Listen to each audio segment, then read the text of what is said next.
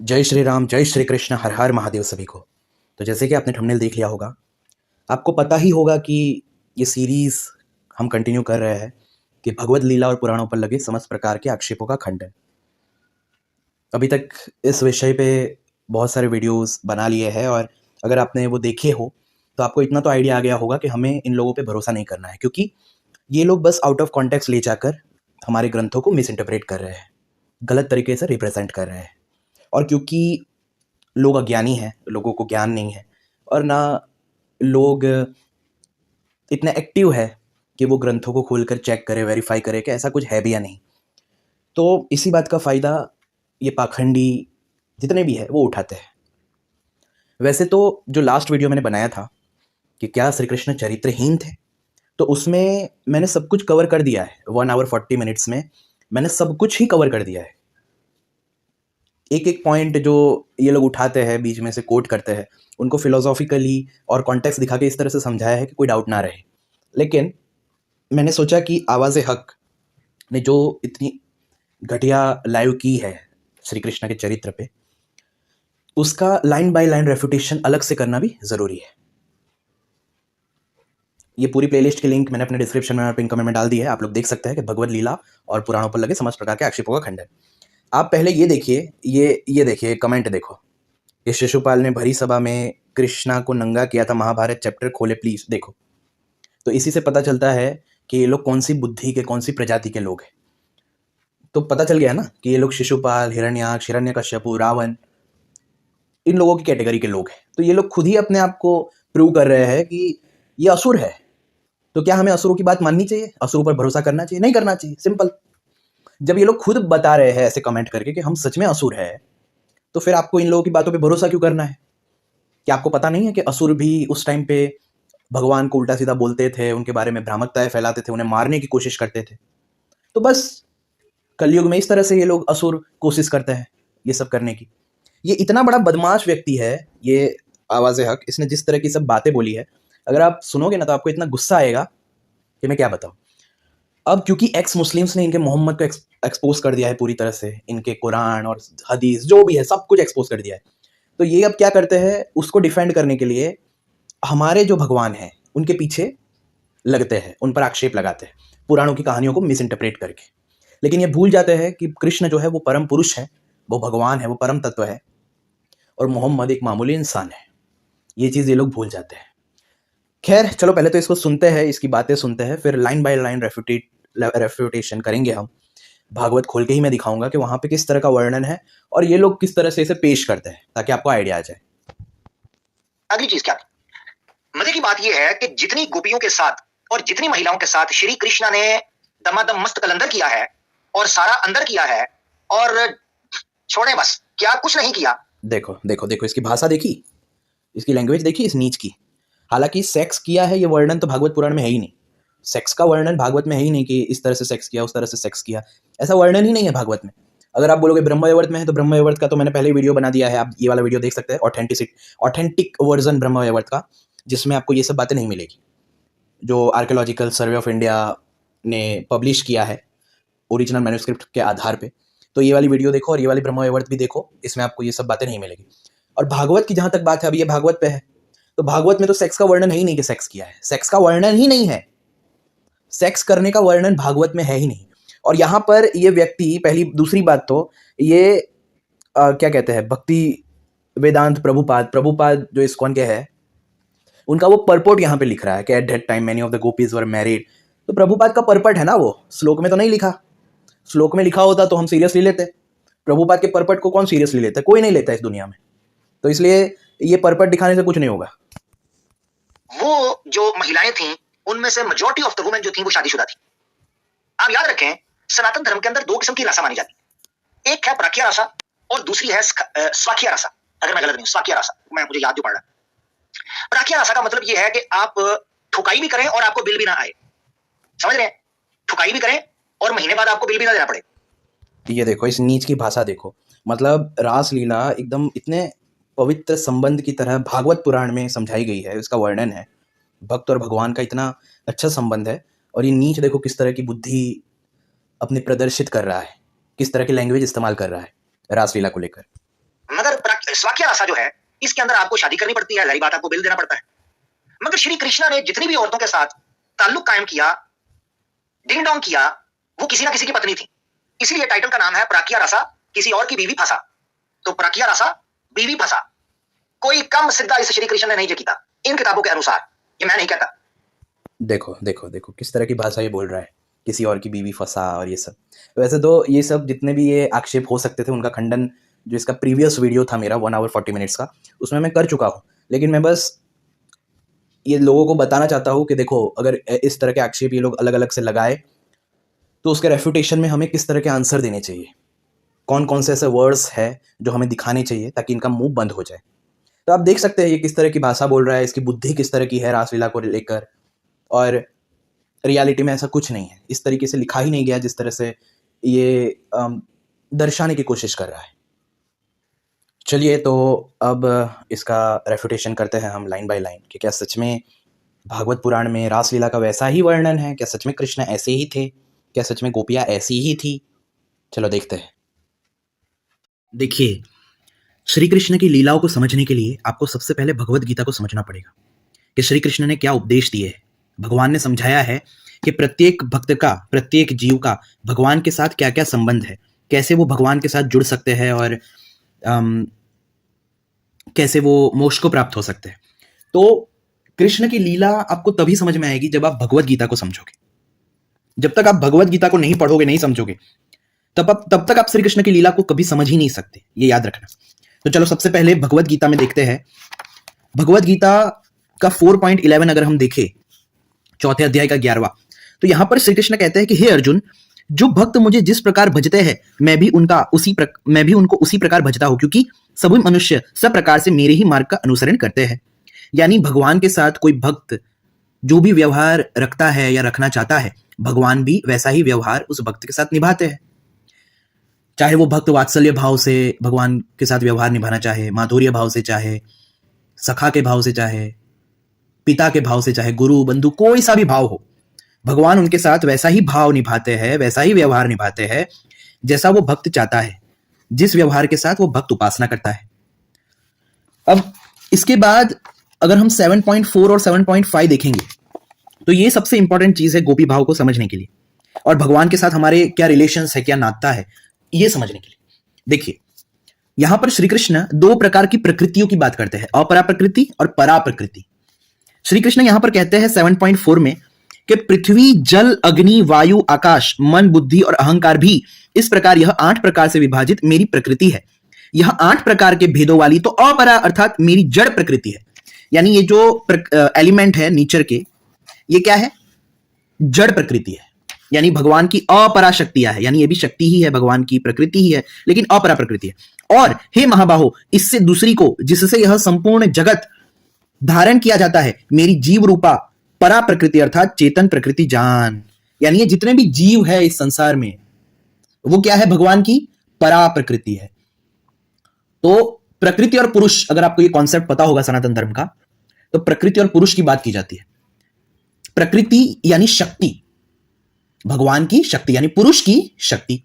तो यहां पर श्री कृष्ण जब कह रहे हैं कि ये जो जड़ प्रकृति है वो मेरी अपरा प्रकृति है, और ये जो जीव रूपा मेरी प्रकृति है, यानी जो मेरी शक्ति है, वो परा प्रकृति है। तो यहां पर भगवान ने साफ कर दिया कि भगवान के साथ हमारा शक्ति और शक्तिमान का संबंध है। यानी हम सब भगवान की शक्तियां हैं, आत्म तत्व या चैतन्य तत्व या ब्रह्म तत्व, उनकी शक्तियां हैं हम सब, और वो हमारे शक्तिमान है। यानी हम प्रकृति है, वो पुरुष है, भगवान पुरुष है और हम प्रकृति है। क्यों? क्योंकि प्रकृति को शक्ति कहा जाता है। तो अब आप ये समझो कि शक्तियों का तो नित्य संबंध ही शक्तिमान से होता है। अगर हम सब भगवान की शक्तियां हैं, ऐसा श्री कृष्ण स्वयं कह रहे हैं कि श्री कृष्ण की ही हम सब शक्तियां हैं, तो शक्तियों का जितना भी संबंध है वो उनके शक्तिमान से होता है।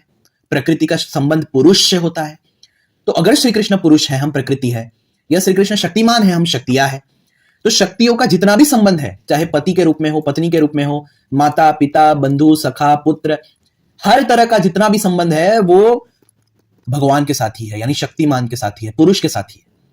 तो यहां पर ये चीज को समझना बहुत जरूरी है ताकि आप गोपी भाव को समझ पाओ। तो अगर शक्ति अपने शक्तिमान के साथ ऐसा व्यवहार निभा रही है तो उसमें कोई दोष नहीं है। अगर वो किसी और के साथ निभाए तो ऑफ कोर्स वहां पे दोष है।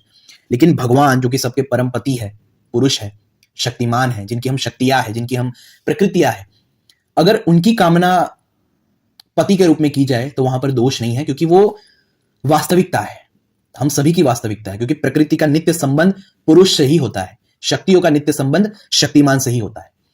अब आप ये भागवत पुराण की लीलाओं को समझ पाएंगे, या गोपी भाव को समझ पाएंगे, माधुर्य भाव को समझ पाएंगे इस श्लोक को समझने के बाद। तो देखिए, ये मेरे पास श्रीमद् भागवत महापुराण द्वितीय खंड, इसमें हम देखेंगे 10.22.2 से, ये 10वां स्कंड है, 22वां अध्याय है, इसके दूसरे श्लोक से देखेंगे कि गोपियों का भाव क्या था। 4.11 में हमने देखा कि श्री कृष्ण स्वयं कह रहे हैं कि जिस किसी भी भाव से, जिस किसी भी व्यवहार से भक्त चाहता है वो मेरे साथ व्यवहार अपना रखे, मैं भी उनको उसी तरह भजता हूं, यानी उसी तरह व्यवहार निभाता हूं। फिर हमने 7.4 और 5 में देखा कि हम सब शक्तियां हैं, और शक्तियों के जितने भी संबंध है वो शक्तिमान से ही होते हैं, प्रकृति के जितने भी संबंध है वो पुरुष से ही होते हैं। तो अगर शक्ति अपने शक्तिमान की कामना करती है पति के रूप में, तो उसमें कोई दोष नहीं है, क्योंकि शक्ति और शक्तिमान का नित्य संबंध ही उसी तरह का है।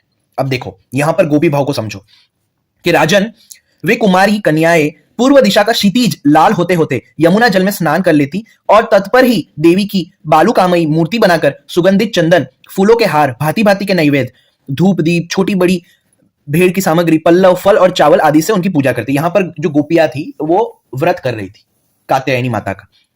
वो ये कहती थी कि साथ ही, हे कात्यायनी, हे महामाये, हे महायोगिनी, हे सबकी एकमात्र स्वामिनी, आप नंद नंदन श्री कृष्ण को हमारा पति बना दीजिए। देवी, हम आपके चरणों में नमस्कार करती है। इस मंत्र का जप करती हुई वे कुमारियां देवी की आराधना करती।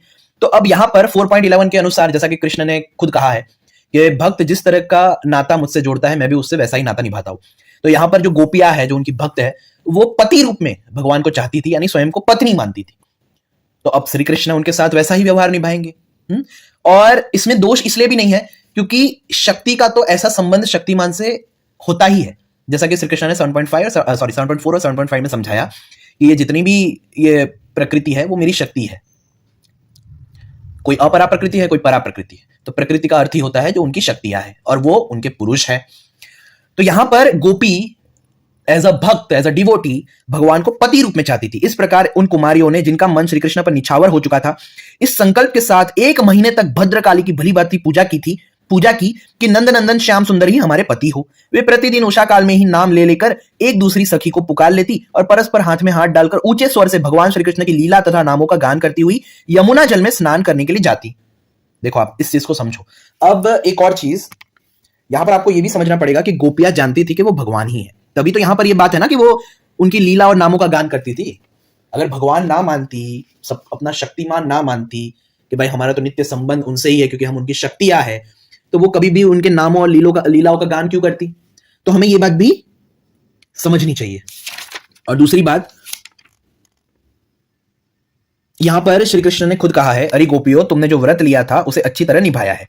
तो ये पॉइंट यहां से, और फिर पीछे भी देखो, यहां पे भी श्री कृष्ण कह रहे हैं कि मेरी परम प्रेयसी कुमारियों, मैं तुम्हारा यह संकल्प जानता हूं कि तुम मेरी पूजा करना चाहती हो। मैं तुम्हारी इस अभिलाषा का अनुमोदन करता हूं। तुम्हारा यह संकल्प सत्य होगा, तुम मेरी पूजा कर सकोगी। जिन्होंने अपना मन और प्राण मुझे समर्पित कर रखा है, उनकी कामनाएं उन्हें सांसारिक भोगों की ओर ले जाने में समर्थ नहीं होती। ठीक वैसे ही जैसे भुने या उबाले हुए बीज फिर अंकुर के रूप में उगने में योग्य नहीं रह जाते। इसलिए कुमारियों, अब तुम अपने अपने घर लौट जाओ। तुम्हारी साधना सिद्ध हो गई है। तुम आने वाली शरद ऋतु की रात्रियों में मेरे साथ विहार करोगी। सतियों, इसी उद्देश्य से तो तुम लोगों ने यह व्रत और कात्यायनी देवी की पूजा की थी। देखो, तो श्री कृष्ण खुद जानते थे इस चीज को, और क्योंकि उनके भक्त, गोपियां उनकी जो भक्त थी, वो पति रूप में उन्हें चाहती थी और उनकी अभिलाषा थी, उसके लिए उन्होंने व्रत भी किया। तो ऐसा नहीं है कि रासलीला रोज रोज होता रहता था, ये सब चीजें रोज श्री कृष्ण करते थे, नहीं। यहाँ पे उन्होंने स्पेसिफिक शरद ऋतु की रात्रियों में मेरे साथ विहार करोगी, ये उन्होंने वरदान दे दिया, क्योंकि उन्होंने व्रत किया था। और भगवान ने तो खुद वचन दिया है 4.11 गीता में, जो भक्त उनके साथ जैसा व्यवहार, जिस तरह से भजता है, भगवान भी उनके साथ वैसा ही व्यवहार निभाते हैं, उसी तरह भजते हैं। तो इससे हमें यह समझना चाहिए कि यहां पर श्री कृष्ण का खुद का कोई भी काम वासना या कुछ भी नहीं था।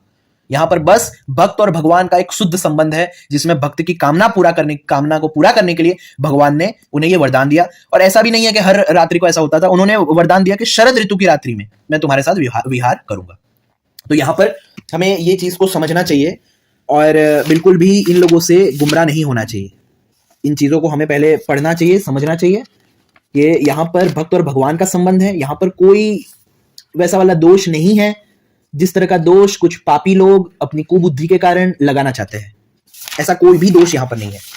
और एक और चीज मैं बता दूं, यहाँ पर एक और चीज बता दूं मैं, यहाँ पर रासलीला का आरंभ अगर हम दसम स्कंड के 29 अध्याय पे आए, दसम स्कंड के 29 अध्याय के स्टार्टिंग में आए, तो सुखदेव जी कह रहे हैं कि परीक्षित, शरद ऋतु थी, उसके कारण बेला, चमेली आदि सुगंधित पुष्प खिलकर महक रहे थे।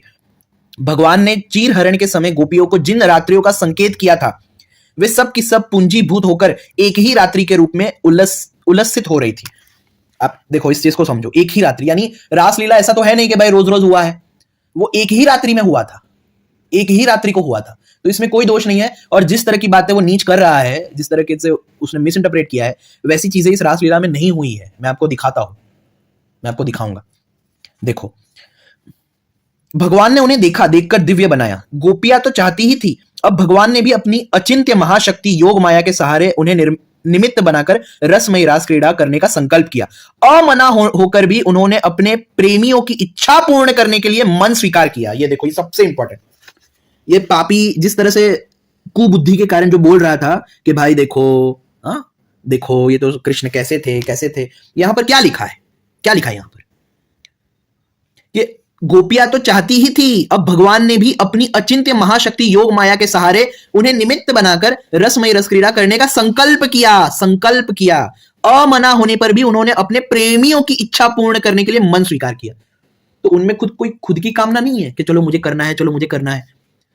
उनके प्रेमियों की इच्छा पूर्ण करने के लिए वो खुद जो अमना है, अमना यानी जिसका मन ही नहीं है, जिनके पास, जो एकदम निर्गुण अवस्था, निर्लिप्त अवस्था में अपने आत्मानंद में ही रहते हैं, ऐसा होकर भी उन्होंने अपने भक्तों की, अपने प्रेमियों की इच्छा पूर्ण करने के लिए मन को स्वीकार किया। देखो, तो ये चीजें कोई नहीं बताएगा। तो यहां पर श्री कृष्ण का कहां खुद का कोई स्वार्थ है। और दूसरी चीज देखो, यहां पर भी हमें संकेत मिलता है कि श्री कृष्ण को पति, जिन्होंने एक साथ साधना की थी श्री कृष्ण को पति रूप में प्राप्त करने के लिए, वे गोपियां भी एक दूसरे को सूचना न देकर, यहां तक कि एक दूसरे से अपनी चेष्टा को छुपाकर जहां वे थे वहां के लिए चल पड़ी। देखो, साधना की थी पति रूप में प्राप्त करने के लिए। तो इससे भी आपको समझ नहीं आ रहा कि जो श्री कृष्ण ने 4.11 में कहा था उसे ही श्री कृष्ण निभा रहे हैं। उन्होंने साधना ही की थी कृष्ण को पति रूप में चाहने की, तो भी श्री कृष्ण ने सिर्फ एक ही रात्रि के लिए उनके इस इच्छा को पूर्ण किया। ऐसा तो है नहीं कि भाई रोज रोज वो करते रहते थे, रोज रोज रासलीला होती थी, ऐसा तो किसी भी मतलब लिखा ही नहीं है कहीं पे भागवत पुराण में। सिर्फ एक ही रात्रि को हुई थी। अब उसको इतना कुछ बोल दोगे, ये कर दोगे, वो कर दोगे, जबकि इसी भागवत पुराण में कहा है कि उनकी कोई इच्छा नहीं थी, वो अमना है, हाँ, वो आत्मा राम थे, उन्होंने सब कुछ अपने वश में रखा था। ये सब नहीं दिखाओगे ना पाखंडियों, ये सब नहीं दिखाओगे। देखो, ये दसम स्कंड है, उसका 29 अध्याय हम देखेंगे, उसका 29 अध्याय का 8वें श्लोक से देखेंगे कि पिता और पतियों ने, भाई और जाति बंधुओं ने उन्हें रोका, उनकी मंगलमयी प्रेम यात्रा में विघ्न डाला, परंतु वे इतनी मोहित हो गई थी कि रोकने पर भी न रुक सकी। रुकती कैसे? विश्व विमोहन श्री कृष्ण ने उनके प्राण, मन और आत्मा सब कुछ का अपहरण जो कर लिया था। परीक्षित, उस समय कुछ गोपियां घरों के भीतर थी, उन्हें बाहर निकलने का मार्ग ही न मिला। तब उन्होंने अपने नेत्र मूंद लिए और बड़ी तन्मयता से श्री कृष्ण के सौंदर्य, माधुर्य और लीलाओं का ध्यान करने लगी। परीक्षित, अपने परम प्रियतम श्री कृष्ण के असह्य विरह की तीव्र वेदना से उनके हृदय में इतनी व्यथा, इतनी जलन हुई कि उनमें जो कुछ अशुभ संस्कारों का लेश मात्र अवशेष था वह भस्म हो गया। इसके बाद तुरंत ही ध्यान लग गया। ध्यान में उनके सामने भगवान श्री कृष्ण प्रकट हुए। अब ये चीज कोई नहीं दिखाएगा कि यहां पर ये सब ध्यान में हो रहा है। ये चीज कोई नहीं बताएगा कि यहां पर ये गोपियां ध्यान कर रही है, ध्यान। देखो, ध्यान में उनके सामने भगवान श्री कृष्ण प्रकट हुए। उन्होंने मन ही मन बड़े प्रेम से, बड़े आवेग से उनका आलिंगन किया। उस समय उन्हें इतना सुख, इतनी शांति मिली कि उनके सब के सब पुण्य के संस्कार एक साथ ही क्षीण हो गए। परीक्षित, यद्यपि उनका उस समय श्री कृष्ण के प्रति जार भाव भी था, तथापि कहीं सत्य वस्तु भी भाव की अपेक्षा रखती है। उन्होंने जिनका आलिंगन किया, चाहे किसी भी भाव से किया हो, वे स्वयं परमात्मा ही तो थे। इसलिए उन्होंने पाप और पुण्य रूप कर्म के परिणाम से बने हुए गुणमय शरीर का परित्याग कर दिया। यहां पे सबसे इंपॉर्टेंट चीज है, ये देखो, उन्होंने अपना जो भौतिक शरीर है वो परित्याग कर दिया और अप्राकृत शरीर, जिसे दिव्य शरीर भी कहते हैं, जो शुद्ध सत्व का बना हुआ है, जो योग माया का बना हुआ है, उस शरीर को धारण किया। अब ये चीज इतनी इंपॉर्टेंट पता है क्यों है? ताकि कोई ये दोष ना लगा सके कि उन्होंने रासलीला अपने भौतिक शरीर से की, उन्होंने रासलीला अपने दिव्य शरीर से की, दिव्य शरीर से। देखो, ये जो उनका जो देह था, गुणमय देह, वो उन्होंने त्याग दिया और अप्राकृत शरीर जो है, जिसे दिव्य शरीर कह सकते हैं, शुद्ध सत्व वाला शरीर कह सकते हैं, वो उन्होंने अपनाया।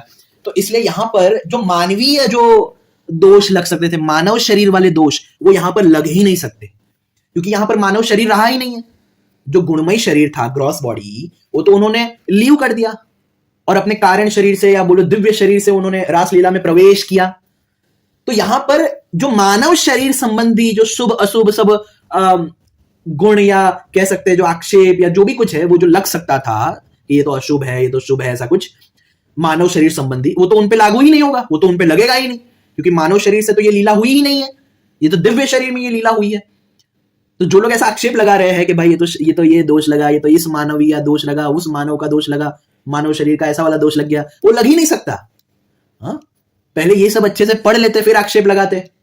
वैसे मुझे तो पता ही है कि तुम्हें भी पता है, तुम्हें बस लोगों के ज्ञानता का फायदा उठाना है, पाखंड मचाना है, इसलिए तुम करते हो, आई नो, लेकिन फिर भी देखो, इसलिए यहां पर ऐसा कोई भी कर्म बंधन नहीं लग सकता, क्योंकि दिव्य अपराकृत शरीर प्राप्त कर लिया था भगवान के इस दिव्य लीला में प्रवेश करने के लिए। तो जो मानवीय शरीर संबंधी जो अशुभ सब मतलब कोई आक्षेप लगा सकता है कि ये तो इस नियम के खिलाफ है, उस नियम के खिलाफ है, वो यहां पे लग ही नहीं सकता, क्योंकि उनका शरीर मानव का था ही नहीं। अब उन्होंने दिव्य शरीर को प्राप्त किया और दिव्य शरीर से उन्होंने लीला में प्रवेश किया। तो यहां पर ये पॉइंट भी सबसे इंपॉर्टेंट है जो हमें नोट करना पड़ेगा। अब दूसरी बात देखो, राजा परीक्षित को भी डाउट हुआ था कि भगवान गोपियां तो भगवान श्री कृष्ण को केवल अपना परम प्रियतम ही मानती थी, उनका उनमें ब्रह्म भाव था नहीं था। इस प्रकार उनकी दृष्टि प्राकृत गुणों में ही आसक्त दिखती है। ऐसी स्थिति में उनके लिए गुणों के प्रवाह रूप इस संसार की निवृत्ति कैसे संभव हुई?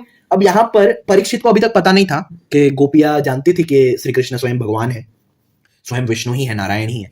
परीक्षित को यहां पर पता नहीं था, इसलिए परीक्षित ऐसा क्वेश्चन पूछ रहा है।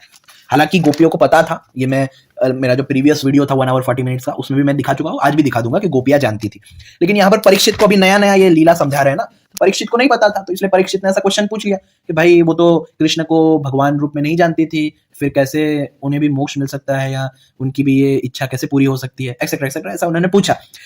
तो सुखदेव जी आंसर करते हैं कि परीक्षित, मैं तुमसे पहले ही कह चुका हूं कि चेदिराज शिशुपाल भगवान के प्रति द्वेष भाव रखने पर भी अपने प्राकृत शरीर को छोड़कर अप्राकृत शरीर से उनका पार्षद हो गया। ऐसी स्थिति में जो समस्त प्रकृति और उसके गुणों से अतीत भगवान श्री कृष्ण की प्यारी है और उनसे अनन्य प्रेम करती है, वे गोपियां उन्हें प्राप्त हो जाए, इसमें कौन सी आश्चर्य की बात है? परीक्षित, वास्तव में भगवान प्रकृति संबंधी वृद्धि, विनाश, प्रमाण, प्रमेय और गुण गुणी भाव से रहित है।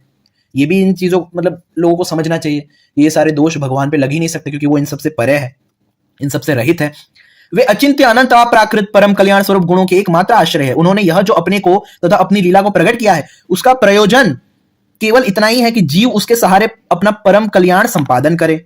इसलिए भगवान से केवल संबंध हो जाना चाहिए। वह संबंध चाहे जैसा हो, काम का हो, क्रोध का हो या भय का हो, स्नेह, नातेदारी या सौहार्द का हो, चाहे जिस भाव से भगवान में नित्य निरंतर अपनी वृत्तियां जोड़ दी जाए, वे भगवान से ही जुड़ती है। इसलिए वृत्तियां भगवानमय हो जाती है और उस जीव को भगवान की ही प्राप्ति होती है। परीक्षित, तुम्हारे जैसे परम भागवत भगवान का रहस्य जानने वाले भक्त को श्री कृष्ण के संबंध में ऐसा संदेह नहीं करना चाहिए। योगेश्वरों के भी ईश्वर अजन्मा भगवान के लिए भी यह कोई आश्चर्य की बात है? अरे, उनके संकल्प मात्र से, भवों के इशारे से सारे जगत का परम कल्याण हो सकता है। जब भगवान श्री कृष्ण ने देखा कि व्रज की अनुपम विभूतियां गोपियां मेरे बिल्कुल पास आ गई है, तब उन्होंने अपनी विनोद भरी वाक चातुरी से उन्हें मोहित करते हुए कहा, क्यों ना हो, भूत भविष्य और वर्तमान काल के जितने वक्ता है उनमें वे ही तो सर्वश्रेष्ठ है। क्या बात है। देखो भगवान ने क्या, अब ये चीज यहां पर हमें समझनी चाहिए। जिस तरह से ये नीच लोग मिस इंटरप्रेट करके उल्टा सीधा सब बोल के, कुछ भी बोल के ये दिखाने का प्रयास करते कि भाई श्री कृष्ण को तो इन सब में मजा आती थी, उनका तो चरित्र सही नहीं था, हाँ, और भाई वो तो ऐसे ही थे, वो तो कामी थे, और ये सब बता के जो बदनाम करने की कोशिशें की जाती है, उनके लिए सबसे इंपॉर्टेंट ये है यहाँ पर 10.29.18 से जो यहाँ पर जो श्री कृष्ण कह रहे हैं, वो ऐसे ही लोगों के लिए है जो श्री कृष्ण को एक कामी या पता नहीं क्या क्या समझते हैं। तो श्री कृष्ण यहाँ पे कहते हैं कि महाभाग्यवती गोपियों, तुम्हारा स्वागत है। बतलाओ, तुम्हें प्रसन्न करने के लिए मैं कौन सा काम करूं? व्रज में तो सब कुशल मंगल है ना? कहो, इस समय यहां आने की क्या आवश्यकता पड़ गई?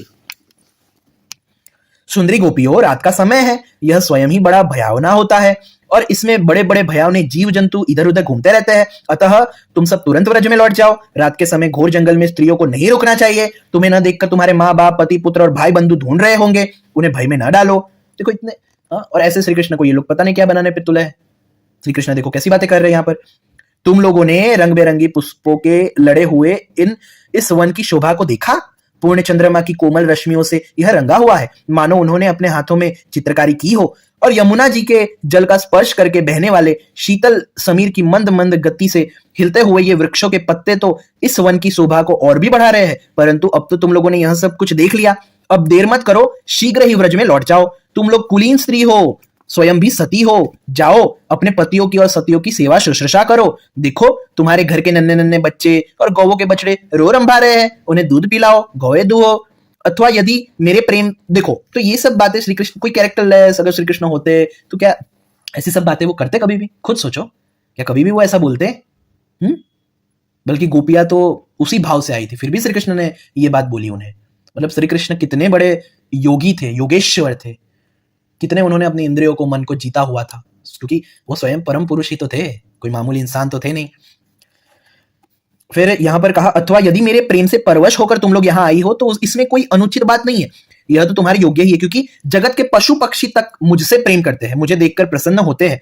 कल्याणी गोपियों, देखो यहां पर, कल्याणी गोपियों, स्त्रियों का परम धर्म यही है कि वे पति और उसके भाई बंधुओं की निष्कपट भाव से सेवा करे और संतान का पालन पोषण करे। जिन स्त्रियों को उत्तम लोक प्राप्त करने की अभिलाषा हो, वे पति को छोड़कर और किसी भी प्रकार के पति का परित्याग न करे। पातकी को छोड़कर और किसी भी प्रकार के पति का परित्याग न करे, भले ही वह बुरे स्वभाव वाला, भाग्यहीन, वृद्ध, मूर्ख, रोगी या निर्धनी क्यों ना हो। तो ऐसी सब बातें अगर श्री कृष्ण कैरेक्टर लेस होते, जिस तरह की बातें ये बता रहा है, जिस तरह से पेश कर रहा है, तो क्या कभी भी श्री कृष्ण ऐसी बातें करते? सोचो इस चीज को। कुलीन स्त्रियों के लिए जार पुरुष की सेवा सब तरह से निंदनीय ही है, इससे उनका परलोक बिगड़ता है, स्वर्ग नहीं मिलता, इस लोक में अपयस होता है। यह कुकर्म स्वयं तो अत्यंत तुच्छ क्षणिक है ही, इसमें प्रत्यक्ष वर्तमान में भी कष्ट ही कष्ट है, मोक्ष आदि की तो बात ही कौन करे। यह साक्षात परम भय, नरक आदि का हेतु है। इतना अच्छे से श्री कृष्ण समझा रहे हैं। देखो, कह रहे कि लौट जाओ, अपने घर वालों की सेवा करो, कुलीन स्त्रियों को ऐसे नहीं आना चाहिए, ऐसे रात में इस तरह से नहीं घूमना चाहिए, पराये की सेवा नहीं करनी चाहिए, और ऐसा सब उन्होंने कहा। अब आगे देखो, गोपियों, मेरी लीला और गुणों के श्रवण से, रूप के दर्शन से, उन सब के कीर्तन और ध्यान से मेरे प्रति जैसे अनन्य प्रेम की प्राप्ति होती है, वैसे प्रेम की प्राप्ति पास रहने से नहीं होती। इसलिए तुम लोग अभी अपने अपने घर लौट जाओ। ये बात तो सच है। हम सबसे ज्यादा जिनसे हम प्रेम करते हैं, उनसे मतलब उन्हें सबसे ज्यादा याद कब करते हैं, कब हमारा मन सबसे ज्यादा उनमें लगा रहता है? जब वो हमसे दूर होते हैं। दूर कोई व्यक्ति हो जाए ना, तभी हम उनकी कदर करते हैं। इस चीज को समझो, ये तो भाई सबने एक्सपीरियंस किया होगा प्रैक्टिकली, कि जब कोई व्यक्ति हमसे दूर होता है ना, तो ज्यादा हम उनकी कदर करते हैं, ज्यादा हम उन्हें याद करते हैं, ज्यादा उनके प्रति हमारे अंदर फीलिंग्स आती है। लेकिन कोई व्यक्ति हमारे साथ ही रहता है, हमारे पास ही रहता है, और मान लो 1-2 महीने से साथी है और हमेशा साथ ही रहेगा, तो उसके लिए उतनी फीलिंग्स नहीं रहती, उतना केयर, उतना वो सब चला जाता है। लेकिन जब कोई हमसे दूर रहता हो, तो उनके लिए फीलिंग्स ज्यादा रहती है हमें, अगर उनसे प्रेम हो तो यहां पर श्री कृष्ण वही समझा रहे हैं। सुखदेव जी कहते हैं कि परीक्षित, भगवान श्री कृष्ण का यह अप्रिय भाषण सुनकर गोपियां उदास खिन्न हो गई, उनकी आशा टूट गई, वे चिंता के अथाह एवं अपार समुद्र में डूबने उतरने लगी। उनके बिंबा फल के समान लाल लाल अधर शोक के कारण चलने वाली लंबी और गर्म सांस से सूख गए।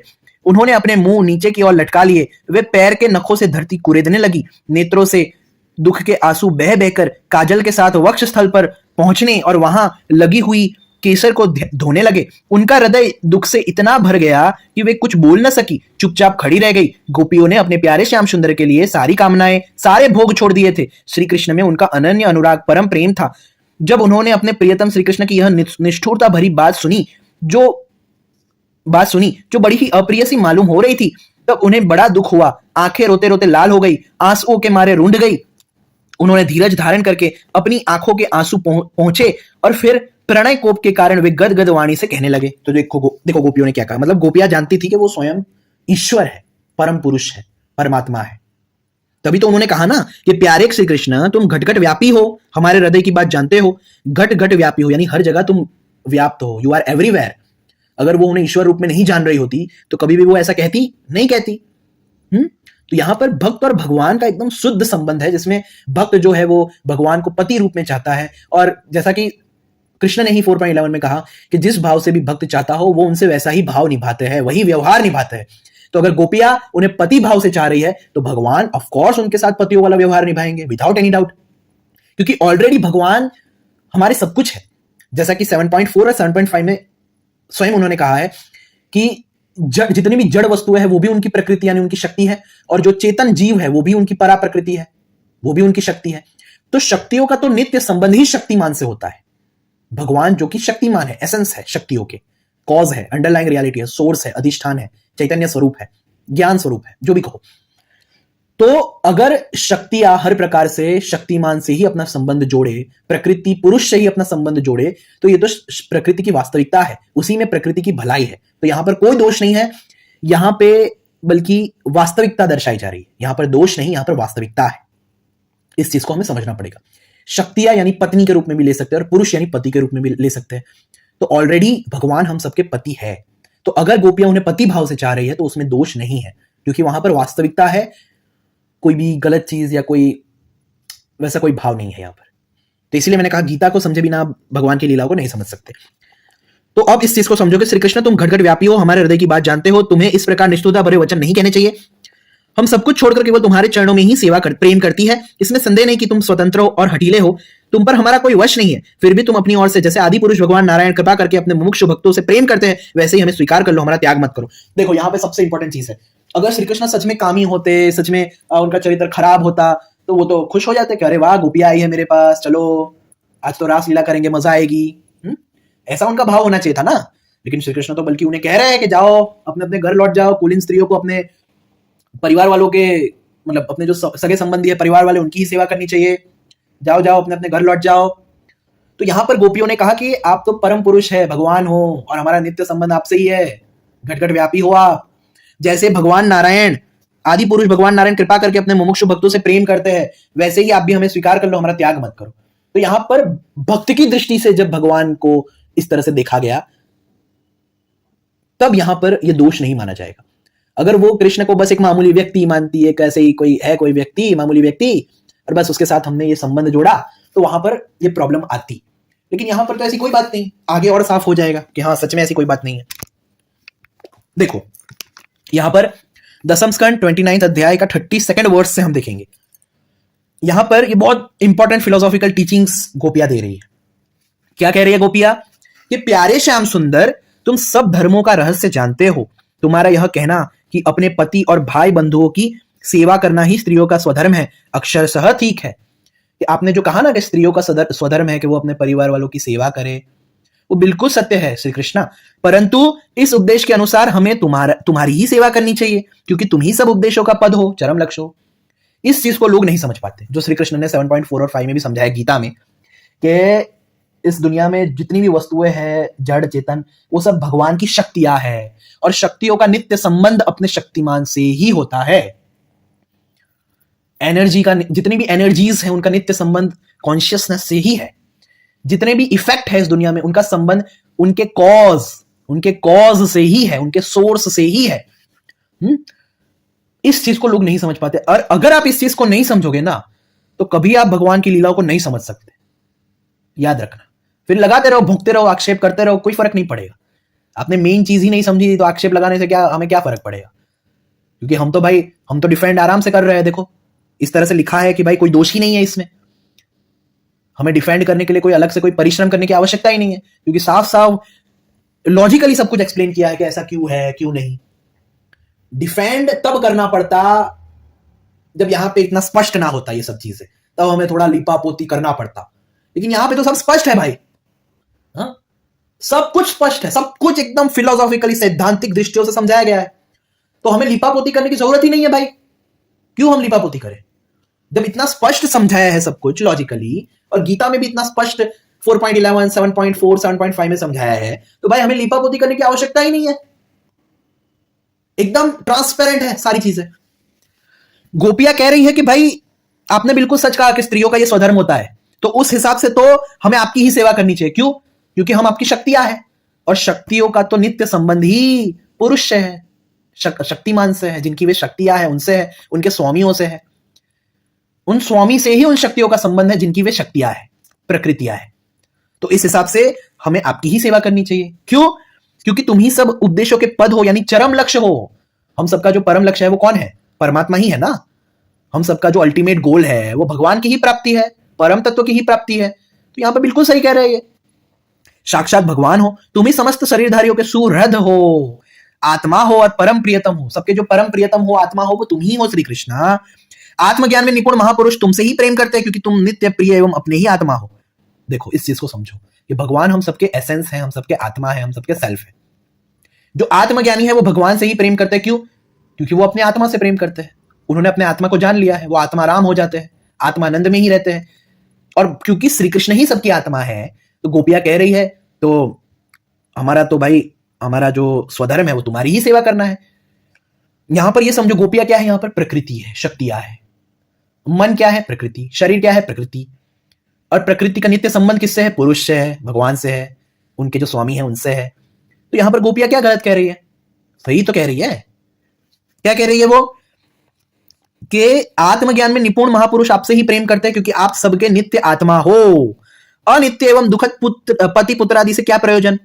परमेश्वर इसलिए हम पर प्रसन्न होवो, कृपा करो, कमल नयन, चीरकाल से तुम्हारे प्रति पाली पोषी आशा अभिलाषा की लहलाती लता का छेदन मत करो। देखो अगर श्री कृष्ण सच में ऐसे होते तो गोपियों को बार बार मनाने की जरूरत क्यों है भाई? क्यों पड़ रही है कि स्वीकार करो, हमें स्वीकार करो, हमारे प्रेम को स्वीकार करो?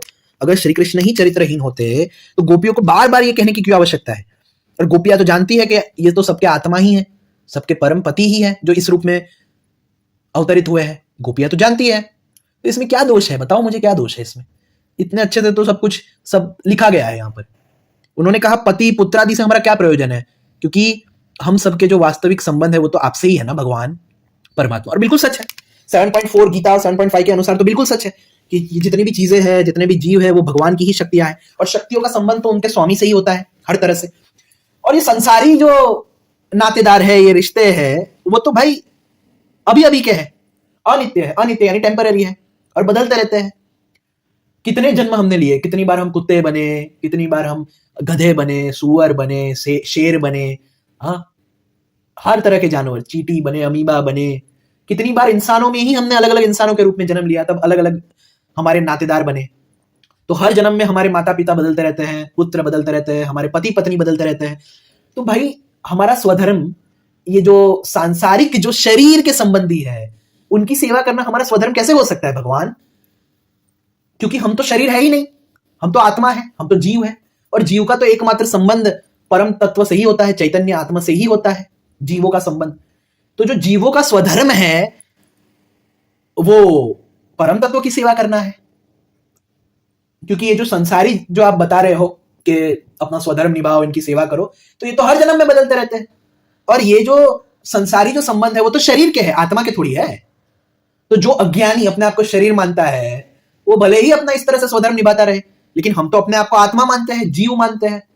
और जीव का तो नित्य संबंध परम तत्व से ही है।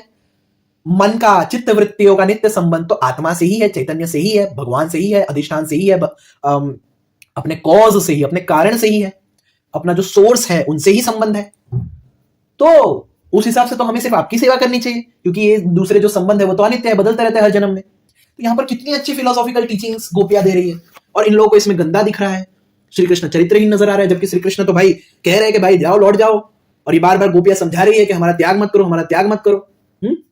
तो इसमें कहां श्री कृष्ण का चरित्र खराब है, जरा मुझे बताओ। तो देखो मैंने कहा था ना, ये लोग आपकी अज्ञानता का फायदा उठाते हैं, क्योंकि आप लोगों ने कुछ पढ़ा लिखा नहीं है, कुछ जानते नहीं हो आप लोग, तो बस इसी का ये लोग फायदा उठाते हैं। देखो यहां पर भी लिखा गया है, क्या लिखा गया है? दसम स्कंद 29 अध्याय 42 श्लोक के परीक्षित, भगवान श्री कृष्ण सनकादि योगियों और शिवादि योगेश्वरों के भी ईश्वर है। जब उन्होंने गोपियों की व्यथा और व्याकुलता से भरी वाणी सुनी, तब उनका हृदय दया से भर गया और यद्यपि वे आत्माराम। देखो तो यहां पर ऐसा सीन बन ही नहीं रहा जिस तरह से वो बोल रहा था कि भाई देखो कृष्णा को तो मजा आती थी, देखो कृष्ण ऐसा सब करते थे, ऐसा सीन ही नहीं बन रहा। यहाँ पे क्या लिखा है कि जब उन्होंने गोपियों की व्यथा और व्याकुलता से भरी वाणी सुनी, तब उनका हृदय दया से भर गया। दया, दया, काम से नहीं, काम यानी सेक्सुअल डिजायर से नहीं, दया से भर गया उनका हृदय। इसलिए उन्होंने उनकी इच्छा पूरी की कि व्याकुलता से भरी वाणी सुनी, तब उनका हृदय दया से भर गया और यद्यपि वे आत्माराम यानी खुद के ही आत्मा में रमण करते हैं। अपने आप में ही रमण करते रहते हैं, उन्हें अपने अतिरिक्त और किसी भी बाह्य वस्तु की अपेक्षा नहीं है, उन्हें किसी की कोई आवश्यकता ही नहीं, अपेक्षा ही नहीं है।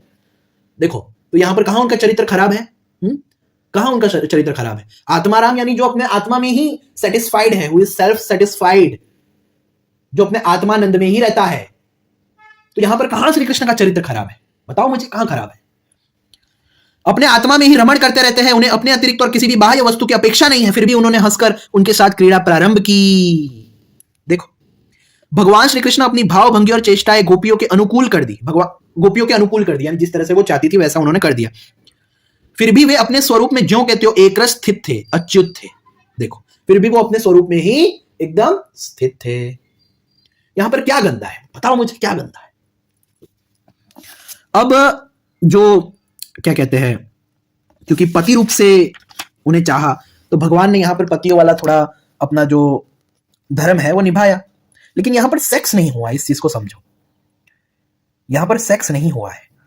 हाथ फैलाना, आलिंगन करना, गोपियों के हाथ दबाना, उनकी चोटी, जांग, नीवी और स्तन आदि का स्पर्श करना, विनोद करना, नक्सट करना, विनोदपूर्ण चितवन से देखना और मुस्काना, इन क्रियाओं के द्वारा गोपियों के दिव्य कामरस को, परम उज्ज्वल प्रेम भाव को उत्तेजित करते हुए भगवान श्री कृष्ण उन्हें क्रीड़ा द्वारा आनंदित करने लगे। देखो जो उनकी भावना थी उस हिसाब से वो उन्हें फल दे रहे हैं उस भावना का। यहां पे ये कहां लिखा है कि सेक्स हुआ है? सेक्स की बात नहीं है यहां पर। भागवत पुराण में सेक्स की बात आई ही नहीं है कहीं पर। देखो यहां पे भी देखो, उदास शिरोमणि सर्वव्यापक भगवान श्री कृष्ण ने जब इस प्रकार गोपियों का सम्मान किया, देखो गोपियों का सम्मान किया, तब गोपियों के मन में ऐसा, अब हाँ एक चीज और मैं दिखाना भूल गया, एक मिनट 10.33.19 में हम देखेंगे। यहां पर एक आक्षेप लग सकता है कि भाई एक ही श्री कृष्ण के बीच इतनी सारी गोपियां, तो यहां पर तो चरित्रहीनता हो गई, इतनी सारी गोपियों के स्वरूप थे और कृष्ण तो एक ही थे, ये तो गलत है, ये तो ऐसा है, ये तो वैसा है। तो इसका आंसर मैं यहां पे दे देता हूं, ये देखो 20 में इसका आंसर है कि परीक्षित यद्यपि भगवान आत्माराम है, उन्हें अपने अतिरिक्त और किसी की भी आवश्यकता नहीं है, फिर भी उन्होंने जितनी गोपियां थी उतने ही रूप धारण किए और खेल खेल में उनके साथ इस प्रकार विहार किया। देख रहे हो, जितनी गोपियां थी उतने ही रूप धारण किए। इसलिए यहां पर पॉलीगैमी जैसा कुछ नहीं है। ये पाखंडी लोग जो फैलाना चाहते हैं ना कि कृष्ण का एक स्वरूप था और इतनी सारी गोपियां एक स्वरूप के साथ, तो यहां पर वो चीज हो ही नहीं सकती, क्योंकि श्री कृष्ण ने भी जितनी गोपियां थी उतने ही रूप धारण किए और खेल खेल में उनके साथ इस प्रकार विहार किया। तो यहां पर दोष है ही नहीं। अगर एक ही स्वरूप होता श्री कृष्ण का, तो पॉलीगैमी है ऐसा कह सकते थे। लेकिन जब कृष्ण ने भी जितनी गोपियां थी उतने स्वरूप धारण किए, तो एक गोपी के बीच में एक ही कृष्ण है ना, तो इसमें पॉलीगैमी जैसा कुछ नहीं है। एक गोपी के स्वरूप के बीच, यानी एक गोपी के स्वरूप के साथ श्री कृष्ण का एक ही स्वरूप था। तो इसलिए यहां पर कोई ऐसा चरित्रहीनता वाला दोष नहीं लगता जो कुछ पाखंडी दुर्बुद्धि लोग लगाना चाहते हैं। और एक और चीज इसके ही ऊपर 10.33.17 देखो, स्वप्रतिबिंब विभ्रम, जो कहते हैं ना कि भाई बहुत गंदी क्रीड़ा की होगी, श्री कृष्ण तो ऐसे थे वैसे थे। हाँ, बार बार उनको आत्माराम कहा गया है, अमन वाला कहा गया है, जिनमें कोई मन नहीं है, फिर भी उन्होंने योग माया से मन को स्वीकार किया। तो इस चीज को देखो, यहां पर परीक्षित जैसे नन्हा सा शिशु निर्विकार भाव से अपनी परछाई के साथ खेलता है, वैसे ही रमारमण भगवान श्री कृष्ण कभी उन्हें अपने हृदय से लगा लेते, कभी हाथ से उनका अंग स्पर्श करते, कभी प्रेम भरी तिरछी चितवन से उनकी ओर देखते, तो कभी लीला से उन्मुक्त हंसी हंसने लगते। इस प्रकार उन्हें व्रज सुंदरियों के साथ क्रीड़ा की, विहार किया। यहां पर क्या लिखा है? जैसे नन्हा सा शिशु निर्विकार भाव से अपनी परछाई के साथ खेलता है। प्रतिबिंब यानी परछाई, खुद का ही प्रतिबिंब, खुद का ही रिफ्लेक्शन। तो क्योंकि हम सब जितने भी जीव है वो भगवान के प्रतिबिंब है। सुना होगा प्रतिबिंबवाद, फिलॉसॉफी ऑफ प्रतिबिंबवाद, ये अद्वैत में भी आता है, प्रतिबिंबवाद, विवर्तवाद। तो यहां पर देखो, निर्विकार भाव से, इनमें कोई विकार नहीं था, काम वासना या ऐसी कोई भी वासना नहीं थी। जैसे नन्हा सा शिशु, उसमें कोई विकार होता है क्या? नन्हा सा जो बच्चा होता है वो अपनी परछाई के साथ खेलता है, वो देखता है भाई ये कौन है, ये परछाई मेरे साथ आ रही है, ये कौन है, हाँ मैं यहां पे जा रहा हूं तो ये परछाई भी मेरे साथ आ रही है, मैं ऐसा हाथ रख रहा हूं तो परछाई भी हाथ रख रही है। आईने में भी जब वो खुद का प्रतिबिंब देखता है तो वो कहता है अरे ये कौन है, ये तो मेरे जैसा दिख रहा है। मैं हाथ उठा रहा हूं, आईने के अंदर वो भी हाथ उठा रहा है। मैं चल रहा हूं, आईने के अंदर वो भी चल रहा है। ये क्या है? मैं ऐसे देख रहा हूं, आईने के अंदर वो भी ऐसा देख रहा है। तो एकदम निर्विकार भाव से शिशु ऐसा करता है, अपने प्रतिबिंब के साथ खेलता है। तो यहां पर भी आप समझो कि यहां पर काम वासना जैसा कुछ नहीं था, नहीं तो ऐसा नहीं लिखते कि जैसा नन्हा सा शिशु निर्विकार भाव से अपनी परछाई के साथ खेलता है, वैसे ही श्री कृष्ण भी गोपियों के साथ लीला कर रहे थे, रास लीला कर रहे थे। तो देखो, आप मैं बार बार आपको पॉइंट आउट कर रहा हूं, बार बार भागवत पुराण में ही लिखा है कि भाई इसमें कोई दोष नहीं है, इसमें काम वासना जैसा कुछ नहीं है। जिस तरह से कुछ लोग दिखाना चाहते हैं, ऐसी कोई भी बात यहां पर नहीं है। बार बार इस चीज को मैं बता रहा हूं आपको, बार बार, वो ऐसे ही नहीं बता रहा। अब देखो, फिर से यहां पर आते हैं 10.30.47 पे। अगर सच में श्री कृष्ण कामी होते, यहां पे मान लो कि ये जो प्रकृति के विकार है, काम क्रोध लोभ मोह, अगर इनका लेश मात्र भी यहां पर स्थान होता इस लीला में, तो ये जो यहां पर लिखा गया है वैसा कभी हो ही नहीं सकता। क्या लिखा है आपको पता है? यहां पर लिखा है, उदार शिरोमणि सर्वव्यापक भगवान श्री कृष्ण ने जब इस प्रकार गोपियों का सम्मान किया, उन्होंने सम्मान किया। देखो, एक एक शब्द कितना अच्छे से चुन के लिखा गया है, सम्मान किया उनकी भावनाओं का। यहां पर सम्मान का अर्थ ही यह है कि वो खुद नहीं चाहते थे, खुद वो एकदम निर्लिप्त है, आत्माराम है, लेकिन भक्त की इच्छा के कारण, क्योंकि गोपियों ने ऐसा भाव रखा, गोपियों ने ऐसी इच्छा रखी, और जैसा कि 4.11 में कृष्ण कहते हैं कि जैसी इच्छा रखते हैं वैसा वो अपना व्यवहार निभाते हैं। तो खुद ना चाहते हुए भी अपने भक्त की इच्छा की पूर्ति के लिए उन्होंने अपने भक्त की इच्छा का सम्मान किया। इसलिए यहां पर एकदम सही से ये वर्ड, ये शब्द चुन के लिखा गया है कि गोपियों का सम्मान किया, यानी वो खुद नहीं चाहते थे, वो खुद आत्माराम है, उन्हें ये सब क्रीड़ा करने की कोई आवश्यकता ही नहीं है, लेकिन गोपी अपने भक्तों की इच्छा पूर्ति के लिए उन्होंने ये लीला रची, ऐसा खेल रचा। देखो, तब गोपियों के मन में ऐसा भाव आया कि संसार की समस्त स्त्रियों में हम ही सर्वश्रेष्ठ। देखो, गोपियों को अहंकार आ गया।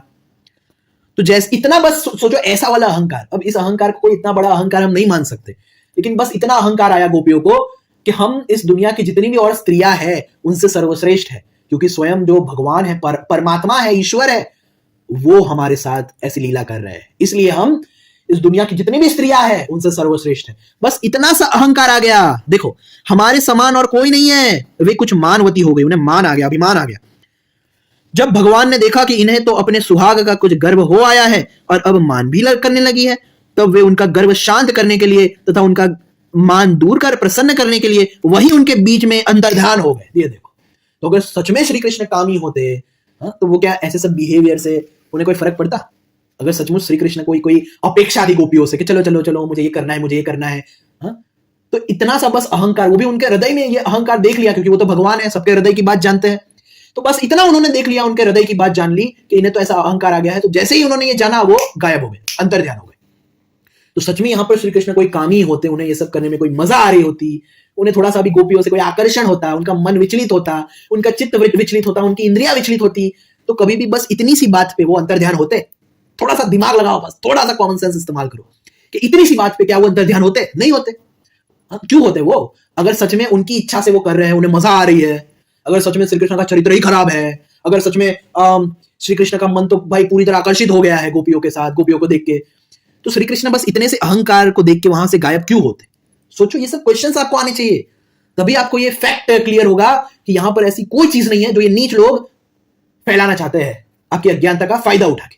यहां पर ऐसी कोई बात नहीं है, आपको इसी लीला से समझ में आ जाना चाहिए। अगर सच में यहां पर काम क्रोध लोभ मोह इनका लेश मात्र भी स्थान होता, तो कभी भी श्री कृष्ण इनके अंदर बस ऐसा अहंकार, एकदम मामूली अहंकार को देख के वो अंतर्ध्यान क्यों होते? अगर यहां पर भक्त और भगवान के बीच के संबंध को छोड़कर कोई संबंध यहां पर दिखाने की कोशिश की होती है, यहां पर स्थापित हुआ होता, तो कभी भी ये चीज पॉसिबल थी ही नहीं, ऐसा होना पॉसिबल ही नहीं था जो यहां पे लिखा है। कि बस थोड़ा सा अहंकार आया, अंतर्ध्यान हो गए, क्योंकि जहां पे अहंकार है वहां पर ईश्वर नहीं है। अहंकार को देख के ही ईश्वर चले जाते हैं, गायब हो जाते हैं, त्याग देते हैं। तो ये हमें समझना चाहिए। यहां पे आप इसको आध्यात्मिक दृष्टि से भी इस तरह से देख सकते हो कि अहंकार तत्व ही हमारे जीव भाव का कारण है, अहंकार तत्व ही हमारे आत्मस्वरूप में स्थिति में बाधक है। हमारा मन आत्मस्वरूप में नहीं स्थिर हो पा रहा, उसका कारण ही ये अहंकार तत्व है। तो ये आप आध्यात्मिक दृष्टि से भी इसको देख सकते हो कि थोड़ा सा भी अहंकार रहेगा तो वहां पर ईश्वर नहीं रहेंगे, ईश्वर तुरंत गायब हो जाएंगे, चले जाएंगे। तो अगर मन थोड़ा सा भी अहंकार वाला होगा तो वो आत्म रूप से स्थित नहीं हो पाएगा। तो आप इसको आध्यात्मिक दृष्टि से भी इस तरह से समझ सकते हो। तो यहां पर आप देखो, ये कितनी, मतलब कहां इसमें चरित्रहीनता है, कहां इसमें कुछ उल्टा सीधा है। सोचो आप। अब देखो, इनके व्यथा में गोपियां इतनी विरह में हो गई थी, वो खुद ही अपने आप को कृष्ण रूप में समझकर लीलाएं करने लगी थी।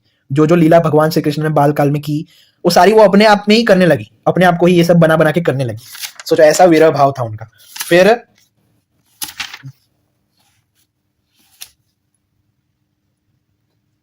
ये देखो, यहाँ पर गोपी गीत उन्होंने गीत गाया। तो देखो, यहाँ पे भी हमें पता चलता है, तुम केवल यशोदानंदन ही नहीं हो, समस्त शरीरधारियों के हृदय में रहने वाले, उनके साक्षी हो, अंतर्यामी हो, सखे। ब्रह्मा जी की प्रार्थना से विश्व की रक्षा करने के लिए ही तुम यदुवंश में अवतीर्ण हुए हो। तो गोपियां जानती थी कि वो परम तत्व है, इसलिए यहां पर जीएफ वाला कोई सांसारिक संबंध है ही नहीं। भूल जाओ इस चीज को और इस तरह से फैलाना बंद करो। यहां पे कोई जीएफ वाला सांसारिक संबंध नहीं है।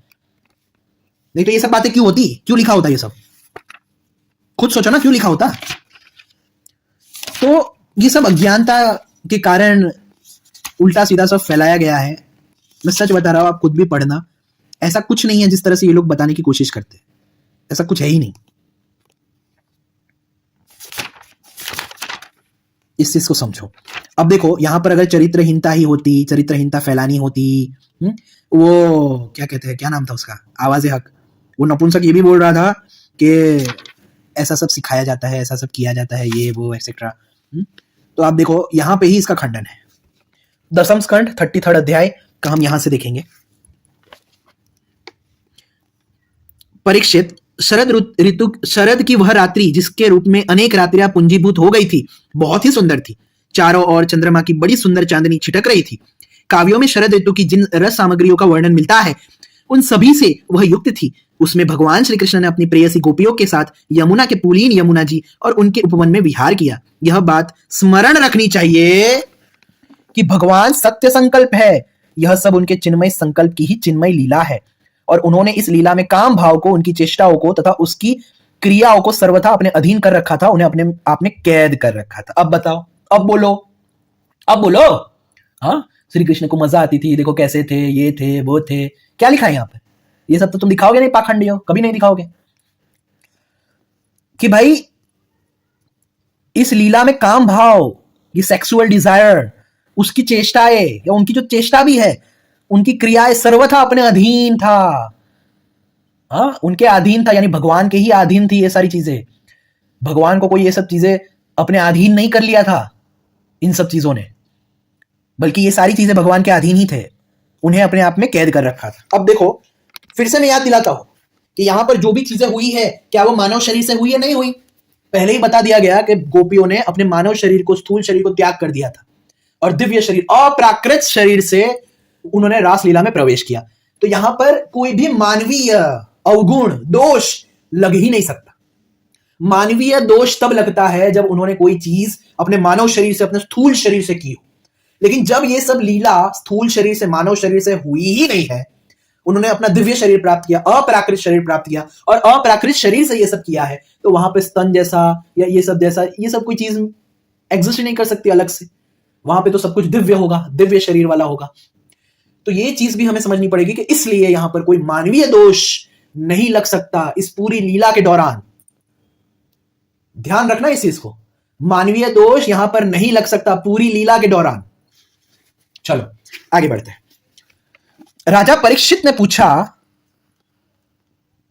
कि भगवान श्री कृष्ण सारे जगत के एकमात्र स्वामी है। उन्होंने अपने अंश श्री बलराम जी के सहित पूर्ण रूप में अवतार ग्रहण किया था। उनके अवतार का उद्देश्य ही यह था कि धर्म की स्थापना हो और अधर्म का नाश। ब्राह्मण वे धर्म मर्यादा के बनाने वाले, उपदेश करने वाले और रक्षक थे। फिर उन्होंने स्वयं धर्म के विपरीत पर स्त्रियों का स्पर्श कैसे किया?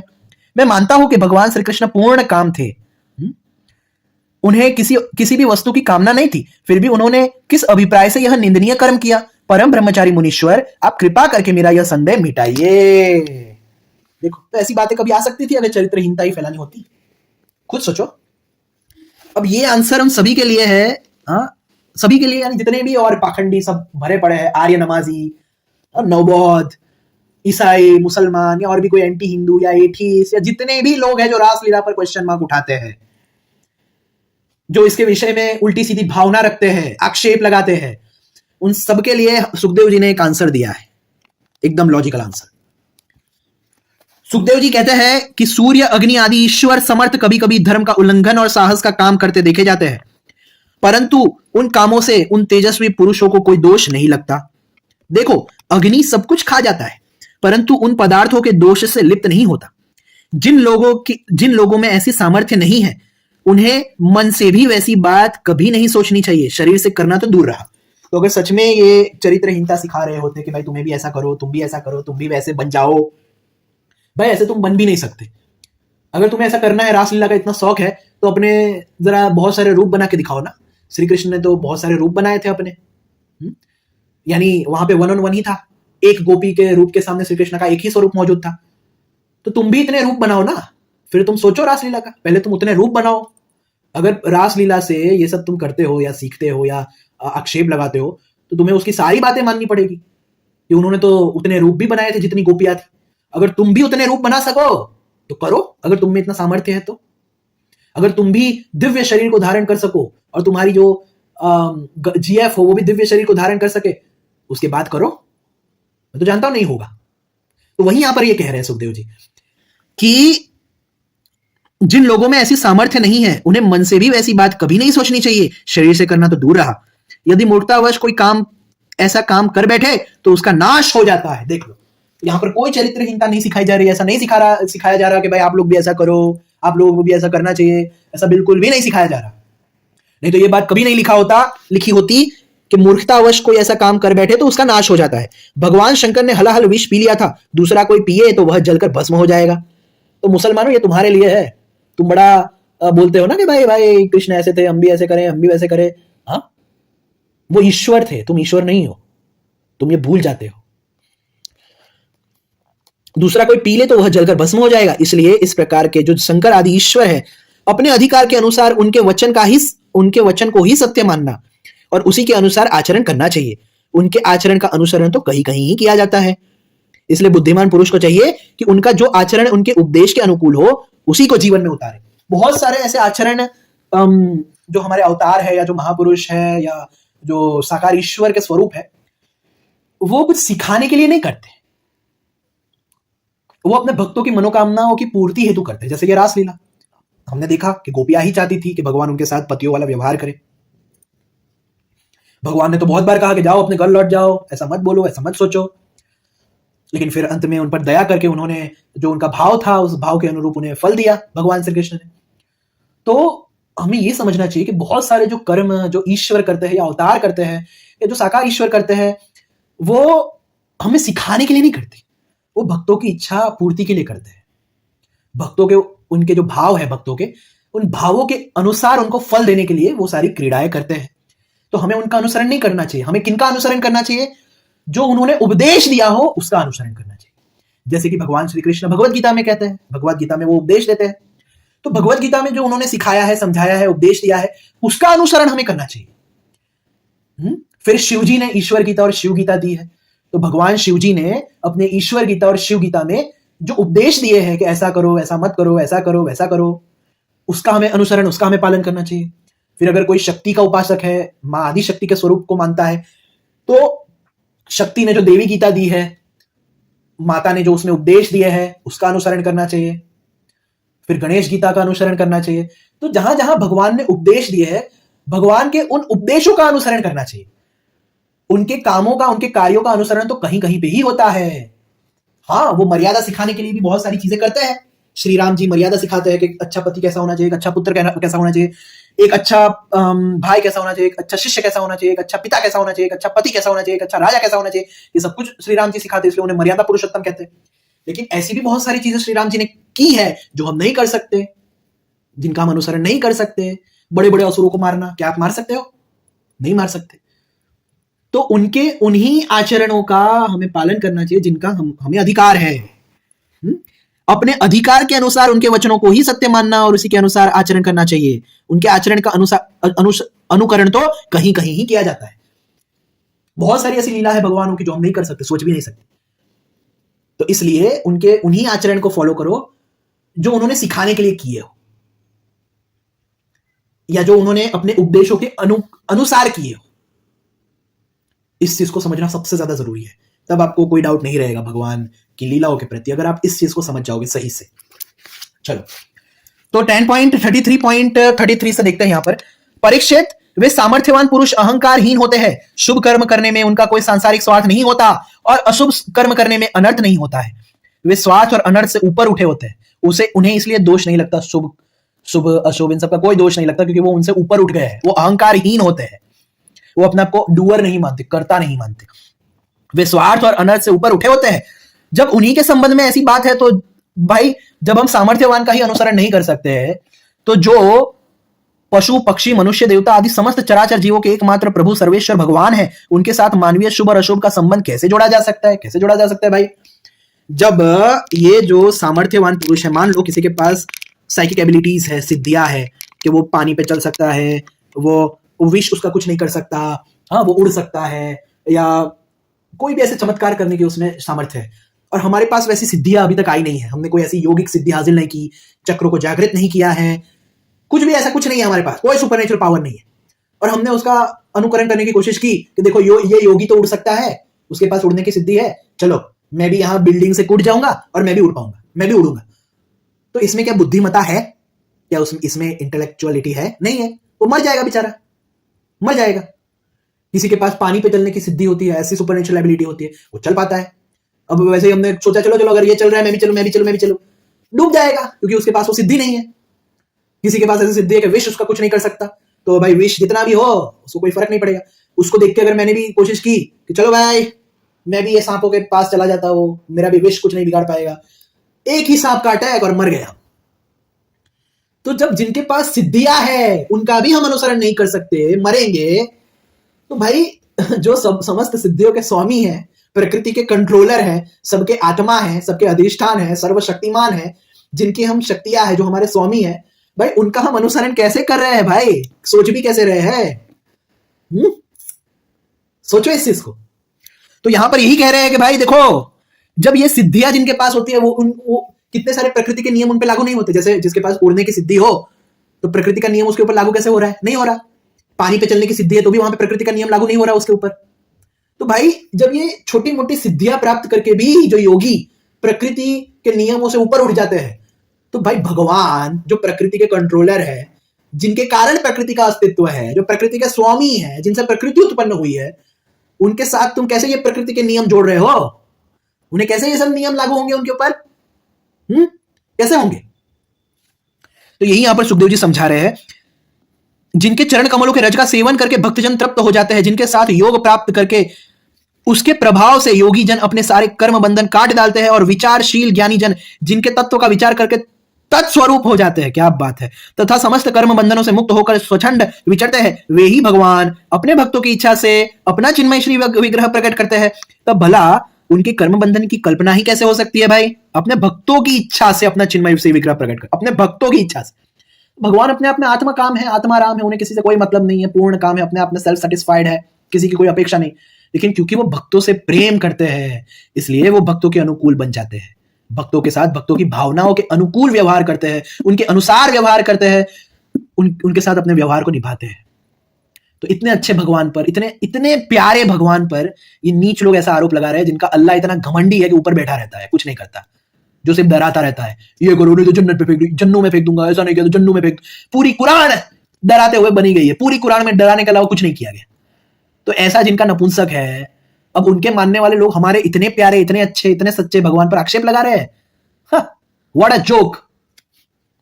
देखो, वैसे ही भगवान अपने भक्तों की इच्छा से अपना चिन्मय श्री विग्रह प्रकट करते, तब भला उनमें कर्म बंधन की कल्पना ही कैसे हो सकती है? गोपियों के, उनके पतियों के और संपूर्ण शरीरधारियों के अंतःकरण में जो आत्मा रूप से विराजमान है, आत्मा रूप से विराजमान है, जो सबके साक्षी और परम पति है। तो भगवान हम सबके परम पति ऑलरेडी है। तो अगर पति भाव से उन्हें कोई चाह रहा है तो उसमें कोई दोष नहीं है, क्योंकि भगवान ऑलरेडी सारे जीवों के जड़ चेतन के परम पति है। वही तो अपना दिव्य चिन्मय श्री विग्रह प्रकट करके यह लीला कर रहे हैं। देखो भगवान, एक मिनट, भगवान जीवों पर कृपा करने के लिए ही अपने को मनुष्य रूप में प्रकट करते हैं और ऐसी लीलाएं करते हैं जिन्हें सुनकर जीव भगवत परायण हो जाए। ब्रजवासी गोपों ने भगवान श्री कृष्ण में तनिक भी दोष बुद्धि नहीं की। वे उनकी योग माया से मोहित होकर ऐसा समझ रहे थे कि हमारी पत्नियां हमारे पास ही है। देखो यही बात है, क्योंकि वो सारी जो गोपियां थी वो किस स्वरूप में गई थी? दिव्य शरीर के रूप में गई थी लीला करने, रासलीला में भाग लेने। और उनका ये जो यहाँ पे जो स्थूल शरीर था वो भी काम कर रहा था भगवान की योग माया के कारण। तो इसलिए किसी को पता ही नहीं चला कि रासलीला जैसा कुछ हुआ है। तो शिशुपाल को कैसे पता चलता? जब गोपियों के परिवार वालों को ही पता नहीं चला कि रासलीला जैसा कुछ हुआ है भगवान की योग माया के कारण, तो शिशुपाल कोई सर्वज्ञ तो था नहीं उसको पता चल जाए। तो ये पूरी लीला मैंने आपको बता दी। अब इसमें बताओ कहाँ गंदा लगा आपको, कहाँ ऐसा लगा चरित्रहीनता है, चरित्र बिगाड़ा है? बल्कि यहाँ पे तो कह रहे हैं सुखदेव जी कि परीक्षित, जो धीर पुरुष व्रज युवतियों के साथ भगवान श्री कृष्ण के इस चिन्मय रास विलास का श्रद्धा के साथ बार बार श्रवण और वर्णन करता है, उसे भगवान के चरणों में परम पराभक्ति की प्राप्ति होती है और वह बहुत ही शीघ्र अपने हृदय के रोग काम विकार से छुटकारा पा जाता है। उसका काम भाव सर्वदा के लिए नष्ट हो जाता है। ये देखो, बल्कि यहाँ पे तो काम वासना का कोई स्थान ही नहीं है, काम वासना भी नष्ट हो जाती है अगर इसे अच्छे से ये रास लीला और ये जो गोपी और कृष्ण की लीला, माधुर्य रस, माधुर्य जो भी है उसको समझेंगे तो भाई यहां पर खुद कहा गया है कि ये इस तरह की लीला है जिससे काम वासना नष्ट होती है। तो जिस लीला से काम वासना का विनाश होता है वहां पे काम वासना का स्थान कैसे हो सकता है भला? यहां पर काम वासना का विनाश इसलिए हो रहा है क्योंकि यहां पर भक्त और भगवान के बीच जो रियलिटी वाला संबंध है उसकी बात की गई है। जैसा कि गोपियों ने भी कहा कि हाँ, तुमने सही कहा कि हमारा स्वधर्म है कि भाई इन सबकी सेवा करें, तो उसके अनुसार तो हमें तुम्हारी ही सेवा करनी चाहिए, क्योंकि हम सबके जो परम पति है वो तुम ही हो, परम आत्मा तुम ही हो, जो आत्मज्ञान में निपुण है वो तो तुमसे ही प्रेम करते हैं क्योंकि तुम ही सबकी आत्मा हो। तो इस हिसाब से तो हमारा स्वधर्म यही है कि हम तुम्हारी सेवा करें। तो आप देखो यहां पर जीवों को उनका वास्तविक स्वधर्म समझाया जा रहा है। इसलिए यहां पर कहा जा रहा है कि यहां पर काम वासना का विनाश हो जाता है, जो सांसारिक काम वासना है, क्योंकि यहां पर इसकी बात की जा रही है कि भाई सांसारिक जितने भी नाते संबंध और भी जो तुम व्यवहार निभाते हो वो सब अनित्य है। तुम्हारा एकमात्र जो नाता है, संबंध है, वो श्री कृष्ण से ही है, या अपने जो भी इष्ट देव है या अपना आत्म स्वरूप है उससे ही तुम्हारा प्रत्येक संबंध है, जो तुम्हें जानना चाहिए, समझना चाहिए और उसके साथ ही अपना नाता जोड़ना चाहिए। उस मतलब अपना जो स्वामी है, जो पुरुष है, जो कृष्ण है, जो भी आपके इष्ट है या आपका आत्मा स्वरूप है, उनसे कोई सा भी नाता जोड़ लो, चाहे वो बंधु का नाता हो, सखा का नाता हो, पिता का हो, पुत्र का हो, पति का हो, पत्नी का हो, माता का हो, गुरु का हो, शिष्य का हो, पुत्र का हो, कोई सा भी नाता जोड़ लो। अगर तुम नहीं भी जोड़ोगे ना तो भी हर प्रकार से हम सबका नाता उनके साथ ही है। क्यों? क्योंकि कृष्ण ने स्वयं 7.4 और 7.5 में कहा है ये सब मेरी प्रकृतियां है, यानी मेरी शक्तियां है। तो हम सब पहले से ही उनकी शक्तियां है और वो हमारे स्वामी है। तो हमारा जो सच्चा नाता है, सच्चा संबंध है, वो भगवान से ही है। इस चीज को व्यक्ति, ये पूरा जो रास लीला का जो पूरा प्रकरण है वो पढ़ के समझ जाता है। और इस चीज को समझने के बाद जो सांसारिक जो काम वासना लोगों को सताती है या होती है, सांसारिक लोगों के प्रति जो काम, क्रोध, लोभ, मोह ये सब होता है, वो नष्ट हो जाता है। क्योंकि इस चैप्टर को समझने के बाद, जानने के बाद, फिलोसॉफिकली अंडरस्टैंड करने के बाद हमें यह पता चल जाता है कि हमारा नित्य संबंध भगवान से ही है और फिर हम उनसे ही अपना संबंध जोड़ते हैं और उसी मार्ग में अग्रसर हो जाते हैं। इसलिए यहां पर कहा गया है कि जो भी ये प्रकरण सुनता है ना, ये जो रासलीला और ये सब जो हुआ, इसको जो भी सुनेगा, श्रद्धा से बार बार श्रवण करेगा, वर्णन करेगा, तो उसे भगवान के चरणों में परा भक्ति की प्राप्ति होगी, क्योंकि वो समझ जाएगा कि हमारा जो नित्य संबंध है वो भगवान से ही है।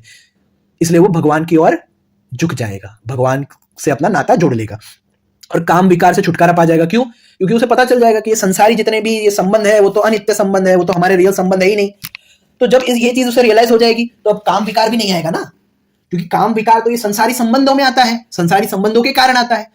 अब ये समझ लिया कि ये संसारी संबंध मेरे रियल संबंध है ही नहीं, भगवान से ही मेरा रियल संबंध है, तो यहां पर काम विकार नष्ट हो जाएगा। क्योंकि भगवान से कोई सा भी संबंध हो वहां पर काम, क्रोध, लोभ, मोह ऐसा नहीं आ सकता। वो जो भी संबंध आप जोड़ोगे वो शुद्ध ही कहलाएगा, क्योंकि भगवान शुद्ध है। इसलिए भगवान से जुड़ा गया जितना भी संबंध है वो भी शुद्ध ही है। तो देखो कितना अच्छा प्रकरण है, कितना सब अच्छा, मतलब अच्छी अच्छी चीजें समझने को मिली, जानने को मिली, सीखने को मिली। और सोचो इतनी अच्छी चीजों को कलयुग में ये जो असुर है, असुर जैसा कि मैंने आपको बताया, ये जो असुर है वो इस तरह से मिस इंटरप्रेट करके, गलत तरीके से रिप्रेजेंट करके, बदनाम करके, उल्टा सीधा करके, सब उल्टा सीधा भ्रामकताएं फैलाना चाहते हैं और फैलाने की कोशिश कर रहे हैं, फैला रहे हैं, और लोगों की भोली भाली जनताओं की अज्ञानता का फायदा उठा रहे हैं। तो इसलिए मैंने आपको कहा कि इनकी बातों पे ध्यान मत दो, कुछ भी बोले सब गलत, सब झूठ, ऐसा समझ जाओ। इनके वीडियो देखो ही मत, बिल्कुल भी भाव मत दो, बिल्कुल भी भाव मत दो। आपका ही दिमाग खराब होगा, आपका ही मेंटल पीस खराब होगा, क्योंकि आप अज्ञानी हो, इसलिए आप गुमराह भी हो जाओगे। तो इसलिए ऐसा रिस्क लेने का ही क्यों भाई? अज्ञानी है ना हम, तो अज्ञानी तो भाई कहीं पे भी गुमराह हो सकता है, किसी भी बात से, किसी भी कोई भी बात कुछ भी बोल देगा, गुमराह हो जाएगा। क्यों? क्योंकि उसको स्वयं को ज्ञान नहीं है। इसलिए तो इसलिए इन सब की बातों पे ध्यान मत दो, इनके वीडियोस मत देखो, इनको भाव ही मत दो। मैंने प्लेलिस्ट बनाई है भगवत लीला और पुराणों पे लगे समस्त प्रकार के आक्षेपों का खंडन। आप उस प्लेलिस्ट के पहले के पार्ट्स भी देखो, आपको और भी आइडिया आ जाएगा कि हाँ सच में हमें इनके वीडियोस पे भरोसा नहीं करना है, बिल्कुल भी इन्हें देखना नहीं है, बिल्कुल भी इन्हें भाव नहीं देना है। शिव मोहिनी लीला भी मैंने कवर किया है, चीरहरण लीला भी मैंने कवर किया है, फिर ब्रह्मा सरस्वती का भी मैंने कवर किया है, और भी जो कुछ कुछ बातें जो इन लोगों ने मिस इंटरप्रेट की वो भी मैंने कवर की है।